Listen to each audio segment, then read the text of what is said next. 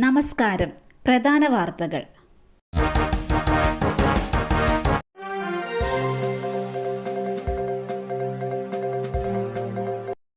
കനത്ത മഴ.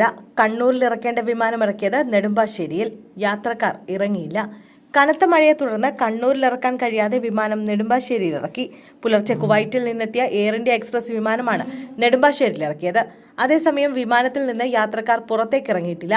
യാത്രക്കാർ വിമാനത്തിൽ തന്നെ തുടരുകയാണ്.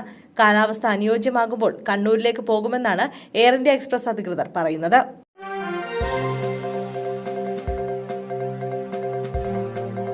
ആശങ്കയായി ചാന്ദിപുര വൈറസ്. ഇതുവരെ മരിച്ച കുട്ടികളുടെ എണ്ണം 15ആയി.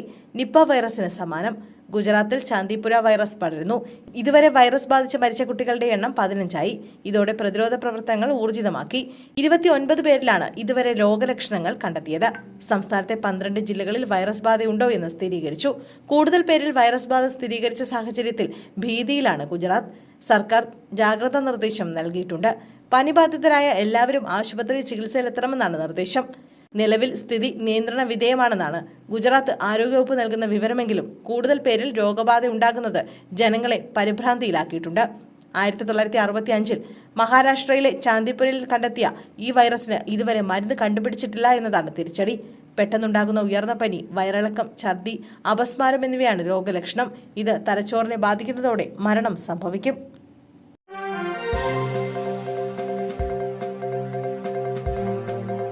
ഉമ്മൻചാണ്ടി അനുസ്മരിച്ച കോൺഗ്രസ് നേതാക്കൾ.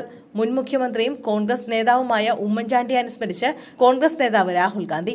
ഉമ്മൻചാണ്ടി കേരള ചരിത്രത്തിന്റെ മായാത്ത ഭാഗമാണെന്ന് രാഹുൽ ഗാന്ധി പറഞ്ഞു. ജീവിതം കേരളത്തിലെ ജനങ്ങൾക്കായി ചെലവഴിച്ച യഥാർത്ഥ ജനനേതാവാണ് ഉമ്മൻചാണ്ടി. എല്ലാ പദവികളും ജനപ്രതിനിധിയുടെ സത്ത ഉൾക്കൊണ്ട് പ്രവർത്തിച്ചു. കാഴ്ചപ്പാടും അർപ്പണബോധവും കരുതലുമുള്ള നേതാവായി തുടർന്നു. ഉമ്മൻചാണ്ടിക്ക് ആദരാഞ്ജലികൾ അർപ്പിക്കുന്നുവെന്നും രാഹുൽ ഗാന്ധി പറഞ്ഞു.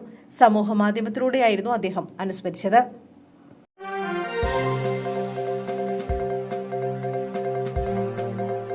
ചവിട്ടി പുറത്താക്കിയാലും കോൺഗ്രസ് വിടില്ലെന്ന് കെ മുരളീധരൻ. ചവിട്ടി പുറത്താക്കിയാലും താൻ ഇനി കോൺഗ്രസ് വിടില്ലെന്ന് കെ മുരളീധരൻ. കെ കരുണാകരന് ഇനിയൊരു ചീത്തപ്പേരുണ്ടാക്കില്ല.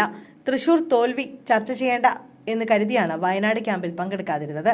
TN പ്രതാപനും ഷാനിമോൾ ഉസ്മാനും വയനാട് ക്യാമ്പിൽ തനിക്കെതിരെ ഒരു വിമർശനവും ഉന്നയിച്ചിട്ടില്ല എന്ന് അവർ തന്നെ രാവിലെ ഫോണിൽ വിളിച്ച് അറിയിച്ചിട്ടുണ്ട്. വയനാട് ഉപതെരഞ്ഞെടുപ്പ് പ്രഖ്യാപിച്ചാൽ പ്രചാരണത്തിൽ സജീവമാകുമെന്നും അദ്ദേഹം പറഞ്ഞു.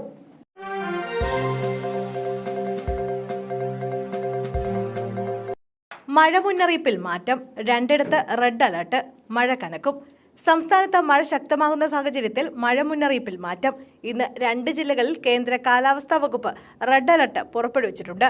വയനാട്, കണ്ണൂർ ജില്ലകളിലാണ് അതിതീവ്ര മഴ മുന്നറിയിപ്പുള്ളത്. 8 ജില്ലകളിൽ തീവ്രമഴ മുന്നറിയിപ്പുണ്ട്. കാസർഗോഡ്, കോഴിക്കോട്, മലപ്പുറം, പാലക്കാട്, തൃശൂർ, ഇടുക്കി, എറണാകുളം, കോട്ടയം ജില്ലകളിലാണ് ഓറഞ്ച് അലർട്ട്. ആലപ്പുഴ, പത്തനംതിട്ട, കൊല്ലം, തിരുവനന്തപുരം ജില്ലകളിൽ യെല്ലോ അലർട്ടും പുറപ്പെടുവിച്ചിട്ടുണ്ട്.